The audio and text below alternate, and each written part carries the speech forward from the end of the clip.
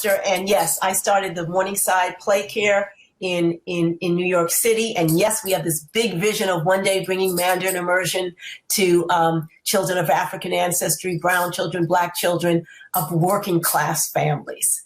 We think this could be a wonderful opportunity. So I'm very interested in this. And one of the ways we can do that is if we can get more Chinese into the community, of people in African American communities can be aware of more Chinese culture, more Chinese presentations. But what this particular panel is actually how we can connect Chinese communities in the United States with the students in the classroom. And we all know that we have talked and for years, our effort is, how can we bring our students to China? How can we set up an exchange program? How can we create a relationship with a third grade class in China and our third grade class in New York and have them communicate and write letters and talk? And how can we send children abroad and bring children from abroad? And that's all well and good. It was really challenging before the pandemic. It's really off the charts challenging now. I mean, before the pandemic, we had to deal with the price. This meant that it wasn't something that every child in every school could do. We had to deal with the difference in the time zones when we wanted to do things online. We had to deal with the time. We wanted the children to be able to stay for long periods of immersion. And so one of the things that Cleopatra Wise brought to my attention was the fact that we're really kind of narrow-minded when we think about the Chinese language. We tend to think that it is in China. And if you want a Chinese cultural experience, you have to go to China. If you want to be immersed in the language, you have to be in China. And China is, the Chinese people are a diasporic people. They are all over this planet, as you know.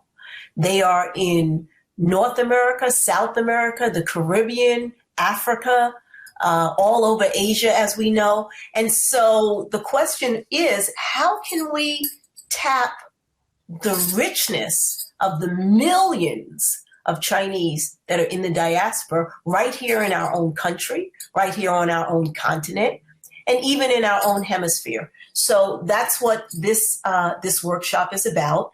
You know, one of the things that, and it's not a workshop, it's a plenary session. One of the things that I would like for each of the presenters to do is introduce themselves and tell about what they are doing to connect their students in their classrooms to Chinese communities, to promote the language, spoken language development, as well as to help the children come to learn the culture. And I'm going to ask each of you, when you talk about your program, would you really speak in very practical terms as well and tell people how long it took you to create the programs that you have? What were some of the steps that you took? What were your first steps, second steps? What should everyone know who wants to do this? And did you receive funding? So please go ahead. I'm going to introduce you, but let you talk more about your experience. And then we're going to come back and we're going to talk, have a discussion. So the first person I would like to introduce is Dr. Liu. She's an assistant professor at the Department of Asian and Middle Eastern Studies at Duke University. Dr. Liu, please share with us.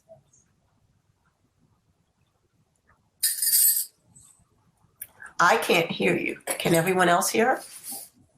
No, she's muted. Okay, yeah, I was trying to share my screen. Can you see my slides here? Not yet. Okay.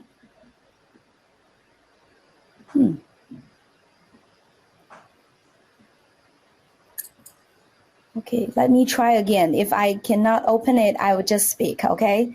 Yeah, okay. Can you see it? No?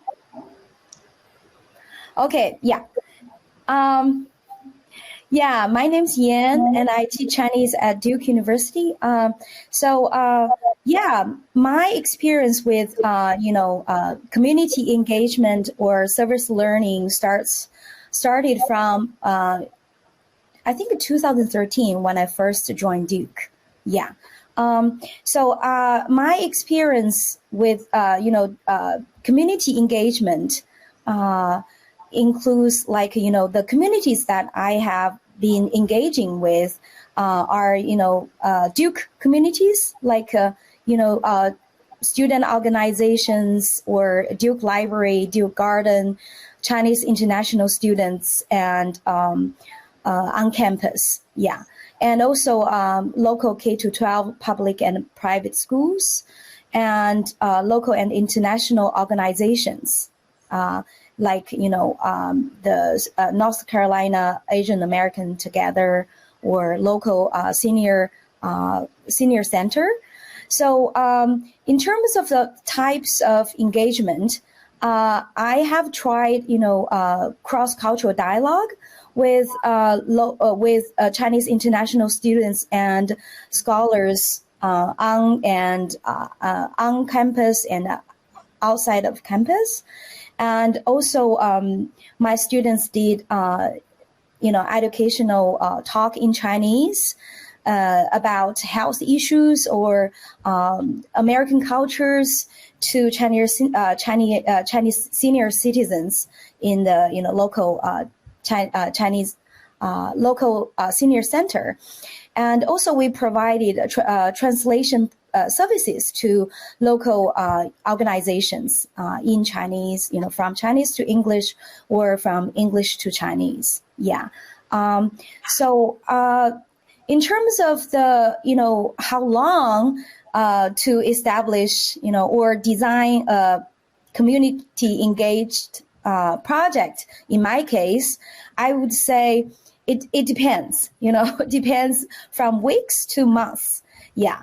In terms of the, procedure, I think first we have to identify potential communities around us, Chinese communities. So who are our Chinese communities around us? I would say, we have, because on college campus, we have Chinese international students and scholars, visiting scholars, right? There are one type of community. And we also have Chinese people living in our neighborhood or areas. Yeah. And also we have local Chinese organizations or, community schools. And after the pandemic, because we have Zoom and other online platform, so I think international Chinese community is also possible to be engaged. Yeah. So first, identify the potential communities, and then we have to meet with our community partners beforehand and know their expectations and, what they're interested in to do with, interact with our students, or what kind of service they need us to provide. And also we let them to know our selves, right? To know us, our students, and our, courses. And then we may work out tentative schedules and a collaboration plan. And then we go back to, the classroom, talk to our students and explain the importance and necessity of service learning or community engagement, kind of motivate our students. And then to invite our students to work with us on, the objectives of the, engagement or service learning project, and what kind of activities we can do, and also to work out a plan, feasible plan. And then we go back to our community partners, right, to finalize logistical details, like where the event will be, and, are there any transportation involved, and scheduling, all those things. And then before the engagement activity or service learning activity, we have to give our students some training For example, we should let them know the ethics of, community engagement, right? We have to follow some ethics, and also maybe providing them some relevant materials to read or to watch beforehand, or to come up with questions or some ideas, to make the engagement more successful, and then during the engagement, we have to be there, right? And kind of like a monitor or provide help with, our community members and our students. And last but not least, I think this is very important, is to reflect about the engagement, right? We can reflect with our students and our community, partners, together, and other stakeholders of this community engagement, to reflect on what are the successful experience, and what are the challenges, and also maybe some future possible plans to work together, or to establish a long-term authentic partnership. Yeah, so that's my sharing. Yeah, thank you. Well, thank you very much, Dr. Lowe. And I was particularly attentive to the fact that you said it's important to prepare the children in terms of the ethics of community engagement, and also reflection of the stakeholders. I thought those were two key items. And, when we think today of all that's going on, all of the issues that people are having with violence against people based on race and color, going sensitively into communities is critical, and then engaging with them afterwards to see what kind of experience we created for them. But it's also just another plus. This is our way to get children young people who may not be familiar with Chinese culture. This is a chance to do our little part to help reduce some of the misunderstanding that may exist among peoples. So thank you, Dr. Lowe. We're going to come back to you with some follow-up questions, but I would love to hear from Dr. Wang right now, if you would please. Dr. Wang is an assistant professor of teaching in Chinese applied linguistics at the University of British Columbia. Yes, hello everyone. My name is Xiangming Wang. It's my honor to be here in this panel with two excellent panelists. Now I am the coordinator of the Chinese language program at University of British Columbia in Canada. And our school is located in Vancouver with diverse cultural diversity, everyone knows. And also, I prepared some slides, but I know I have some difficulties of sharing that. So I would just talk about my community project. Okay, I've been into community-based learning project for, I would say, almost 5 years since I got to Vancouver.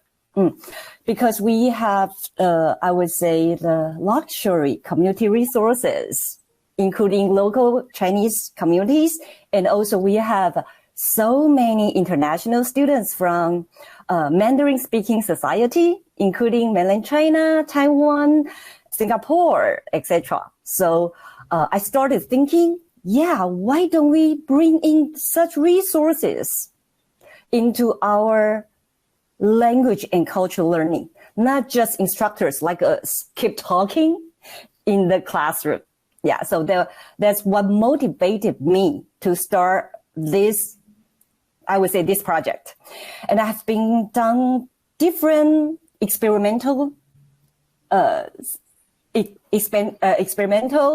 teaching, and also the program development in this way. For example, in my business Chinese class, just like Yan, I did some service learning project, bringing students into local communities, do some service learning beneficial for both local communities and also students learning.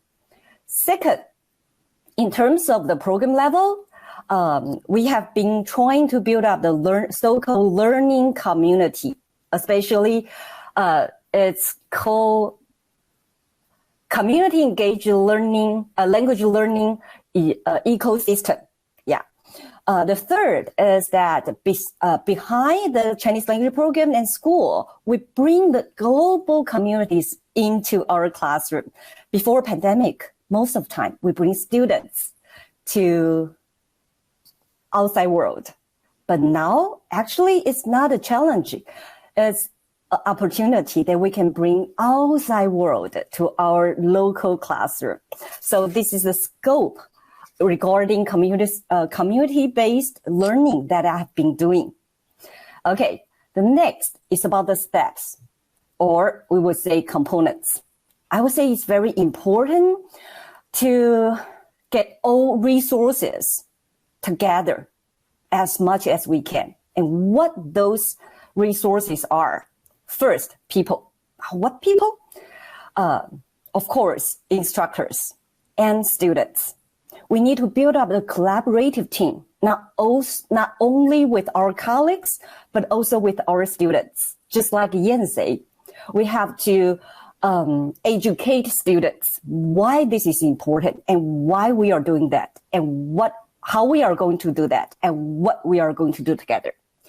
Okay, the second important human resource is colleagues, because this is quite a new and I would say large scope transformation. So we have to bring our instructors and colleagues on board. It takes time. It takes time to communicate with each other, to discuss each other's worries, challenges, and how we can work together to turn the challenge around to become opportunities. Okay. Second resource is money. Yeah. As a coordinator of the Chinese language program, I work with our director to look for a variety of fundings in school. I got $50,000 for this 3-year project, so we can hire TA or work-learn students to help us build up the whole system. The third one is the setting and also policy, because for us, it's not only a course transformation, it's a program transformation. So besides people, money, we have changed some settings. For example, we changed some course offerings, something like that. And also we need to collaborate with organizations within school and beyond. There are always different resources available in school. We just need to find it and make connections. Okay. So in order to have the sustainability of a community engaged language system, I think the 3 important resources that I just talked about are very crucial. So we can keep the community learning going on. Okay. And the final I want to say is that I think community engaged learning system is not only about one course or some students. It's about the transformation of a student's learning experience and even instructors' teaching philosophy and daily practices. It's very beneficial to the whole program development. And also it changes the concept of so-called communities for all of us. Yeah. So this is what I want to share in the first place, and hope that we can have more opportunities for further discussion. Thank you. Thank you very much. Thank you very much, Dr. Wang at Long. And one of the things that I would hope that you'll, are you at liberty to say where your grant was from? Was it a state government grant? Was it a private grant? Oh, it's from school. Teaching and Learning Innovation Fund. Oh, okay, so it was within your school. Yes. Okay, got it. Okay, wonderful. And now, Dr. Garcia, would you please share? Dr. Garcia is Chinese language teacher at One Schoolhouse. Thank you. Thank you, Ms. Dr. Ross, first for introducing me, and thank you for Dr. Liu and Dr. Wang's great sharing. And first, I would like simply introduce myself, also about why I am here. I think I had eight years teaching Chinese experience at Sharpstown International School of Houston ISD. At that time, I, as a teacher, I did a lot of to take students to the local and international, traveled a lot, and also we did a lot of activities engaging students to the local community. And currently, I am teaching at one schoolhouse. At one schoolhouse, this is a full-time online school. And the Chinese program in this school is very big, and students they are all over the United States, and sometimes the students are learning online at other countries. I have other role is I'm also teaching artists at a young audience of Houston. This is a nonprofit organization which also they support the youth artistic, but to me, they said, what you would like to do? I said, my proposal, for example, this year, all the proposals are Chinese calligraphy, Chinese watercolor, and sand art, all from all kind of Chinese art. And another rule for me is I'm the sponsor and the editor-in-chief of Chinese Art Excellence Collection. It's a magazine. We have it's an international magazine which is Chinese art. It's called Chinese Art. Our direction is publish the artists created by Chinese art or anything related to China. And then it's bilingual. So this is my rule. Regarding the engaging local Chinese communities, first, the steps why we need to understand it's in terms of learning language, it's from class, it's clear from the classroom to the real world. And when schoolhouse especially talk about this, they emphasize the real world knowledge, all this, and then from learning to communicating. And in terms of cultural competency, we call it global competency. It's I think it's 4 reasons, from classroom to real world again, and from knowledge to experience, from limited students, because like Dr. Foster mentioned about before, those programs take students to abroad, to China, and then that's just students were chosen, but we want to benefit all the students. So local engages students to local community, which benefits all the students. And in terms of budget, it's more affordable. Also about I think we have to clearly understand the relationship with the local community. Before, we are isolated, we are in the school, and we are disconnected, and now we want to be connected, and we were independent, and right now we want to be mutually supported. I think this is what we need to understand. We want I'm a teacher, I'm not administrator or I'm not doing something administration work like Dr. Liu or Dr. Wang. So but as a teacher, I always communicate with the school leaders and let them to know this part. Also, on the top, I want my administrators to understand. To the other side, I want my students to understand why you do this. In terms of the ways we do, we have simply taking in and taking out. Taking in meaning we inviting local talents to the school to conduct Chinese cultural workshops.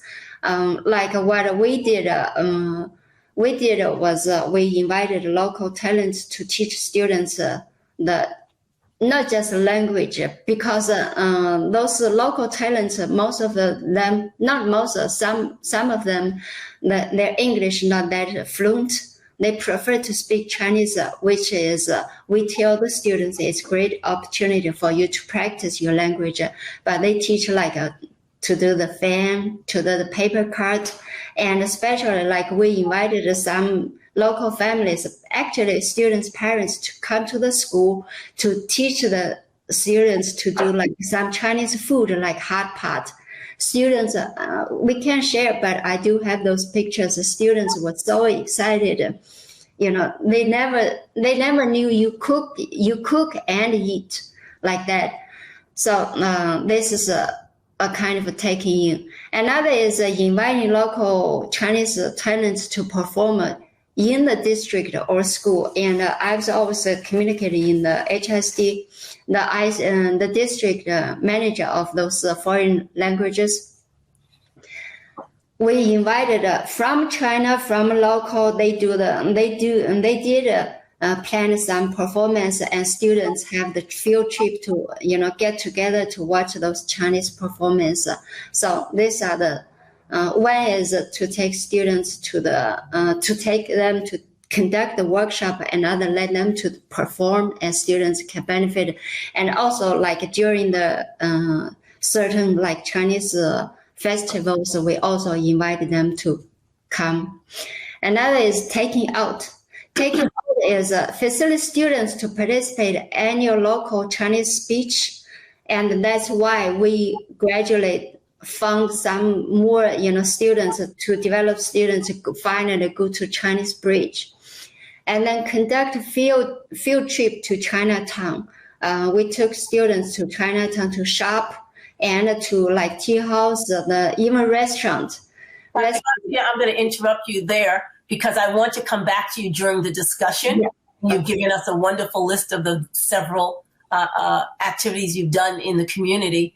And I just want to make sure, and one of the things that I really appreciated, that you talked about the fact that you don't have to be an administrator to organize these events or set them up. You can, as a teacher, lead these. You bring it to the attention of your administrator. Administrators are always happy to support teachers in this kind of outreach project.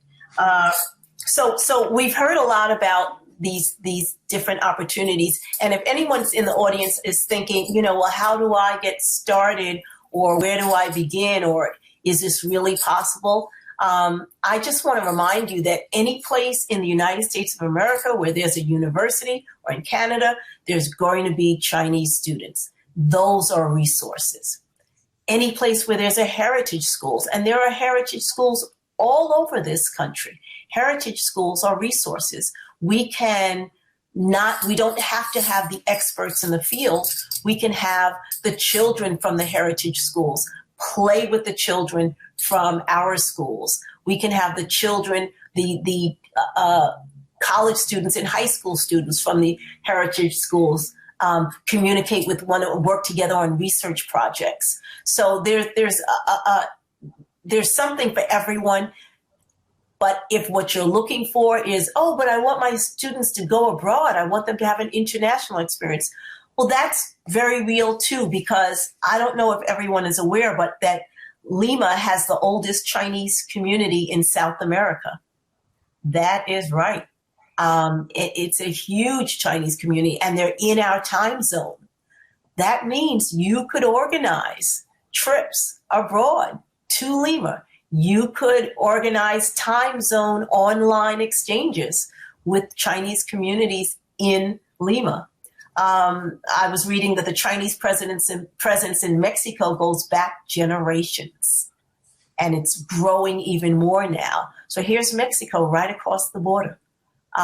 So, I pointed these out because I want us to keep in mind that it's a broad opportunity. The diaspora is huge, and we really, really do have a lot of options outside of China and outside of Asia.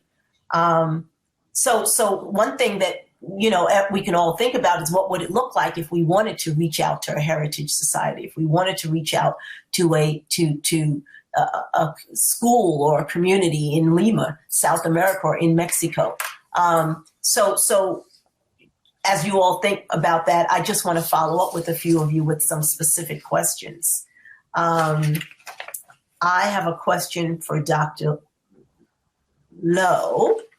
And my question for Dr. Lowe is about service learning projects. How easy or difficult is it to set up service learning projects? What does it entail? And what are some of the challenges and rewards? And if you could just take maybe a minute to respond to that, that would be great. Yeah, thank you for the question. Yeah. So service learning, I think one of the important characteristics is, reciprocal. We have to design this project to benefit both the community partner and our students. So that's why talking to both parties are very important before we design the project, right? We would like our students to provide this service and that the community really needs, but at the same time, our students can benefit from, this service. Yeah, so I think that's very important. And in terms of the challenges, I think, logistic challenges are, always there, right? Scheduling, transportation, and, all the details. So in terms of the project design, based on my own experience, I feel like, the biggest challenge for me is how to make this project meaningful and beneficial or engaging to our students. But that can also address, the community needs. I think this needs a lot of, discussion with both parties, and also needs as a instructor or language professor, we need to decide. There are a lot of decisions for us to make. And also, how can we integrate this with our course, curriculum? Sometimes it's just, we don't want students to feel like, oh, this is kind of strange, right? It's not relevant to what we are learning. So I think that's another, thing for us to think about. And another one challenge for me is because I have been doing service learning for several years, so it's very hard for me to, come up with innovative and creative ideas, to sort of make my students excited, but also myself excited about, a new projects. So that's another challenge. Another challenge, I think, is assessment. How can we assess, students' learning outcomes through this service learning? And now, as I mentioned earlier, reflection is very important. But how can we conduct a very effective and also, beneficial reflection? That needs a lot of preparation and thinking.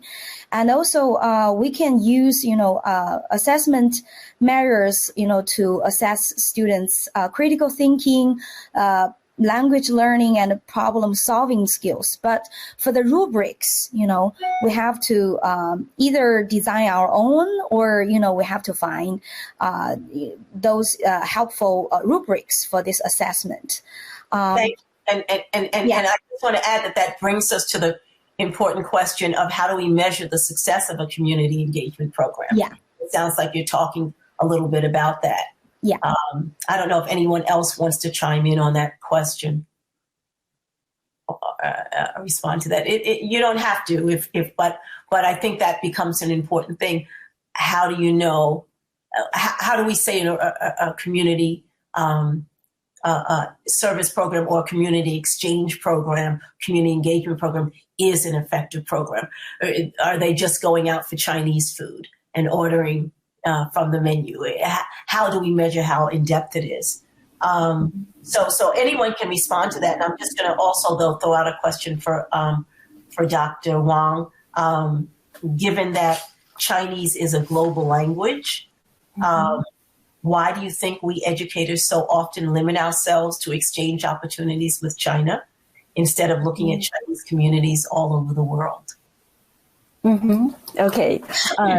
Let me add up some of my thoughts about the effectiveness of, I would say, communities based or service learning oriented courses or projects. I think what Yen said is exactly right. I totally support that.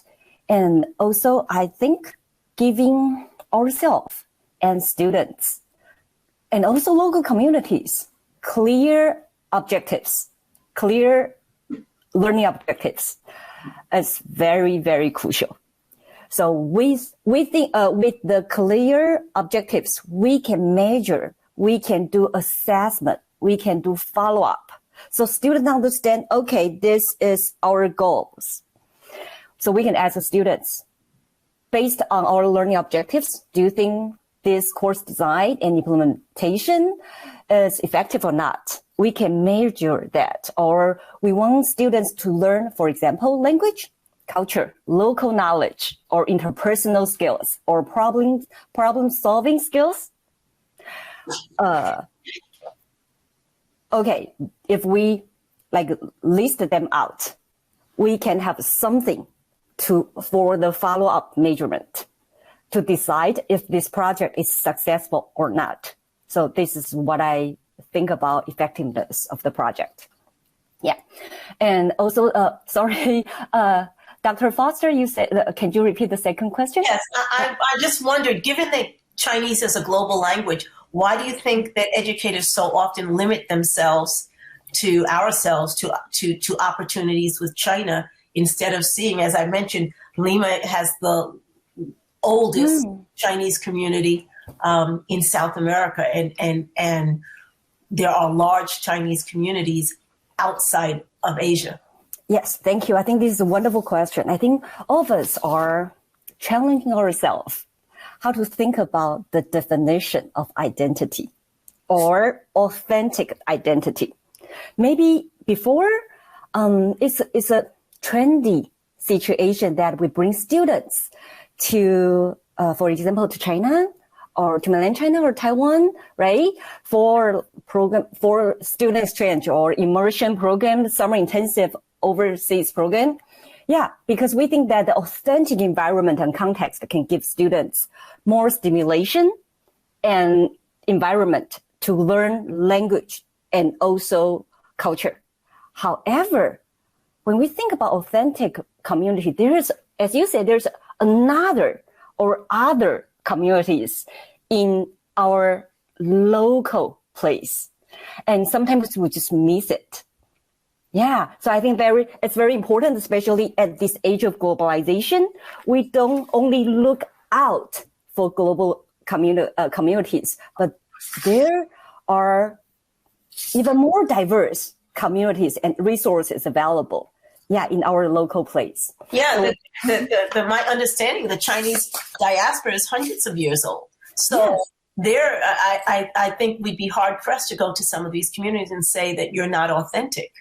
You know, I don't think they would appreciate that. And I think that we would find that they were as rich as other communities that we could find in Asia. So I think it's what you're saying is it's just a matter of opening our mind. Mm-hmm. Yes. Seeing differently and perceiving differently. Yes. Redefine the community. Redefine. And Dr. Garcia, do you want to chime in on that? And one question that I wanted to ask you was, how can we use, because I know we had spoken offline about how you actually send your students into the community to teach others who are not Chinese about Chinese art and to share information about Chinese culture. And that's also another valuable thing. Again, as we talk about some of the social issues that we're dealing with in this country, how rich it would be for our Chinese students, even if their home language is in English, but they've learned something about Chinese culture, to go into the communities of other people whose home language is English or Spanish or whatever, and to share what they've learned about the richness of Chinese culture. And then for Chinese heritage students in these classrooms to be able to go and share what they share their culture directly with Americans who are not familiar with it. So I just wanted Dr. Garcia to ask you to talk to us a little bit about what you've done along those lines. Thank you for the question, and allow me to share those experiences. And the students listen to local. One thing I really appreciate what Asia Society started that Project Penyo. And started with that, my students, heritage and no-heritage students, they got together. I felt like I was just, they said, Miss, we want to do this. We want to do the project Penyo. I said, okay, how you want to do? Actually, they proactively started all the program, and they went to the local. First, they went to the different other schools, and they were teaching some like Chinese language. This is the part they bring their knowledge and their experience to the schools. And also, they went to the Chinese community and introduce who they are and what they want to, how much they want to learn language. This is one.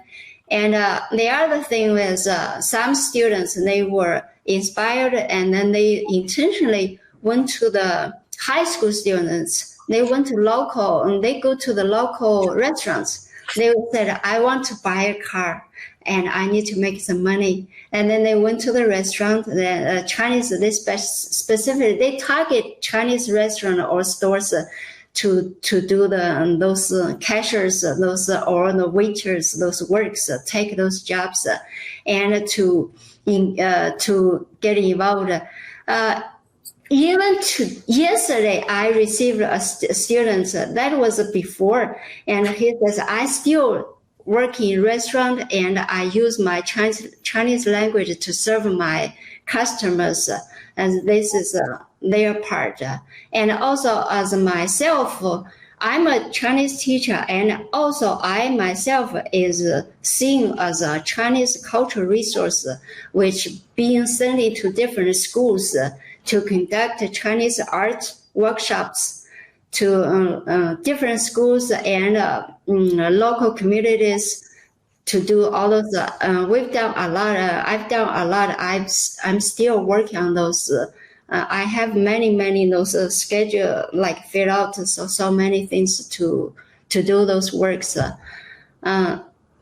So to me, I feel like both me and my students, we are actively engaging in local Chinese community. Okay, all right, great, thank you. Okay, I have another question for Dr. Liu, and that question is, do Chinese language learners have a responsibility to share what they are learning about Chinese culture with people in their own non-Chinese communities? How can they do this? Could their efforts be a contribution to racial harmony in the United States? Yes, definitely. Yes. Yeah. So my students and I, we went to like local public schools, especially in some, schools that has a diverse, racial backgrounds, and also economic, social status, schools. So we, like Dr. Garcia did, we brought Chinese calligraphy into, the local communities. I mean, here are the communities that are learning Chinese. And I think this communication or bringing the Chinese language and culture and even the dialogue into the local communities who are either learning Chinese or not learning Chinese, I think this is very important, right? Especially at this critical time. Now, China and US, the relationship, are not that good, right? So we need to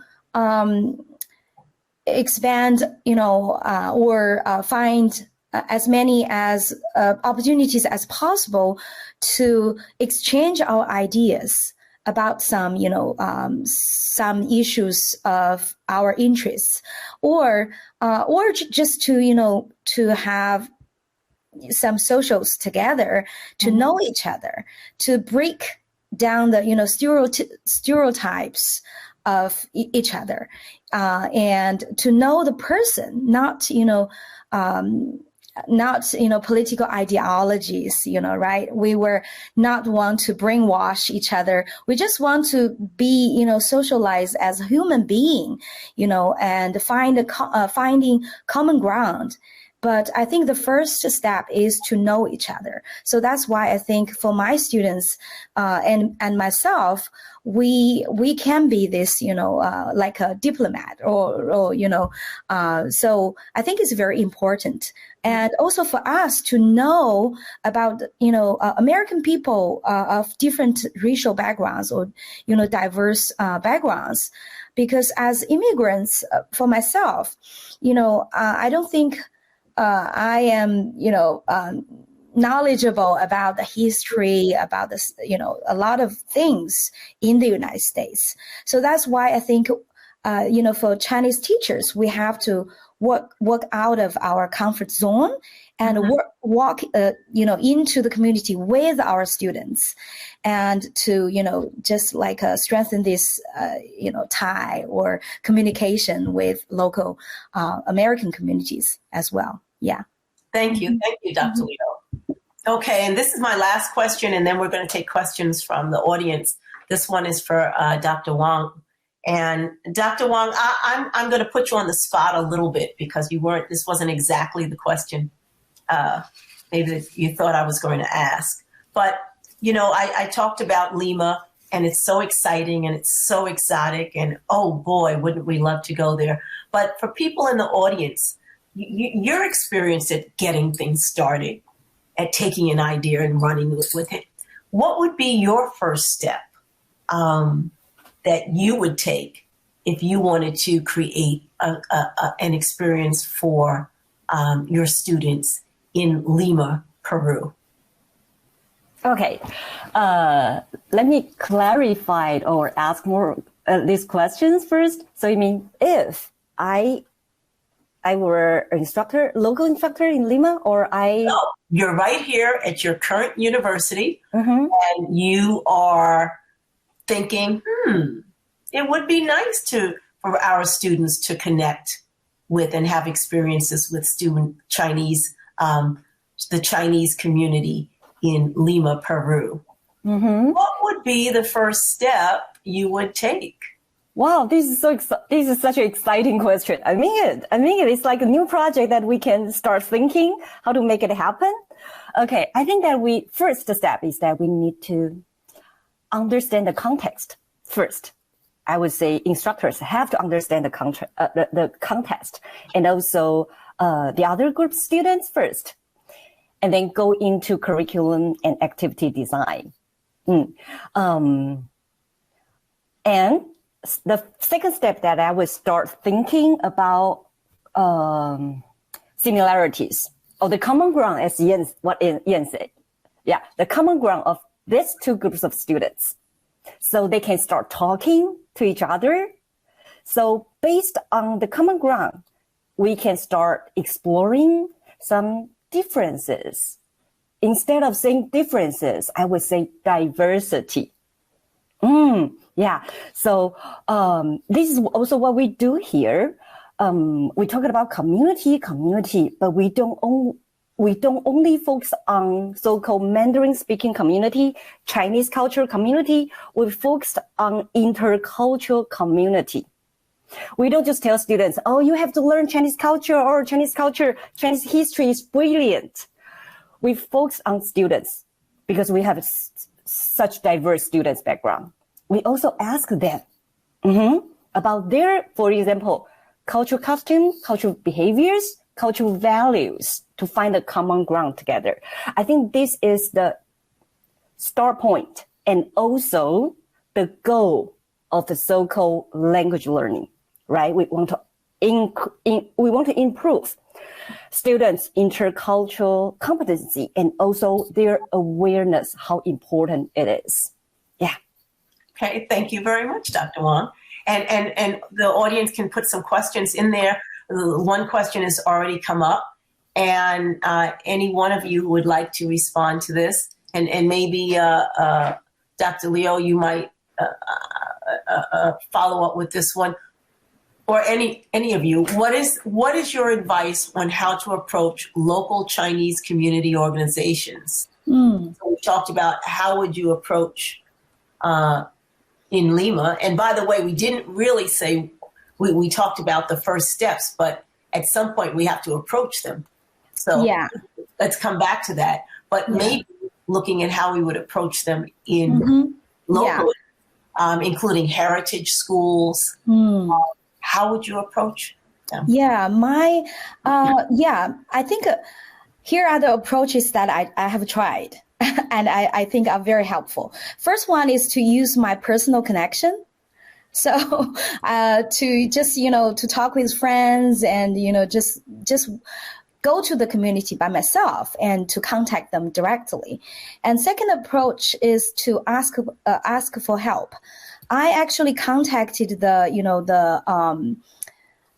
volunteer program, at our, at our local community. I just sent them an email and saying that my students and I are, interested in doing some voluntary work or, service for the community. Can you probably, provide some information? So that's the second approach. Another approach is like, we have a service learning office at Duke. So I ask their help to connect me with, potential communities. I think last one, as I answered in the, chat box is like through some organizations like CLTA, Act for those, big organizations. They have SIG, group so that you can connect with, your peers, other teachers and to get more, connections. And also you can find some funding resources through these big organizations. Yeah. Okay. Thank you very much, Dr. Liu. And Dr. Garcia, do you have anything to add to any of the questions I've asked already? And also, is there something that you might tell us would be your approach specifically, whether looking for a local community organization, a heritage organization, or looking to connect with someplace in our hemisphere that is not in our country? Can you please repeat? What would be the steps you would take first to connect to communities here in the U.S., and second, if you wanted to connect to communities in our hemisphere? I think the connection is, to me personally, I already have the connection. What I wanted to do, I just call somebody and call somebody like Dr. Liu said, and this is like a personal connection. And also in case, this is important because in case you want to officially to make connection, this is the start, how you start. And also, I would start from going to the like local Chinese like civic center, Chinese schools, Chinese language schools, and also some other organizations like in Chinese we call it Laoxiang organizations. Those persons, they are very powerful. and because they are the reason they became the the leader of a Laoxiang group means they had like a big contribution to the community. I would connect it with those significance personnel in the community. And also, not just one time or think of our side, and also we need to think of what they need. And they need a lot of things because after all, this is the United States, and they need help too. It's mutual. We've been helping, and then any program we start, we want to do it. They say, okay, no problem. Come on. You want to use their anything resources, they would give you access. If you don't, you only think we are the school, we are the educator, and then we just take, don't give. I don't think it works. Yeah, I agree with you. And that's part of the opportunity that service learning provides. You can go in and say, what do you need? Perhaps our students can be of service. Okay, I think this is going to be my last question. And this has to do with a research, and I'll ask Dr. Wang or anyone else who would like to respond. How can research projects on the topic of Chinese in the diaspora, that's the topic, Chinese in the diaspora, be used as a way to foster relationships and opportunities for experiential learning of culture and language? Mm-hmm. Yes. I think we touched upon this issue a little bit just earlier on. We don't only see the overseas mainstream society, right? Mandarin speaking society as resource, but we also see the resource in diaspora is very important as well. Yeah.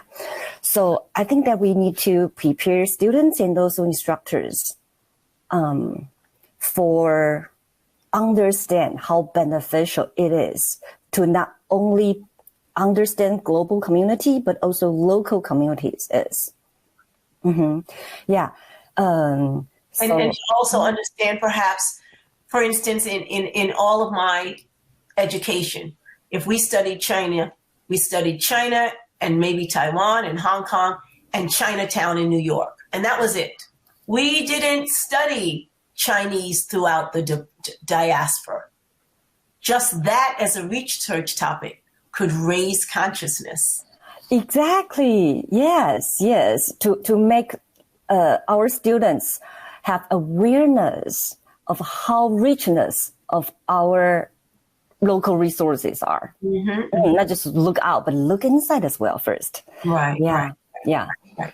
Okay. Do any of you have any closing remarks? It's time to wrap up. Yes.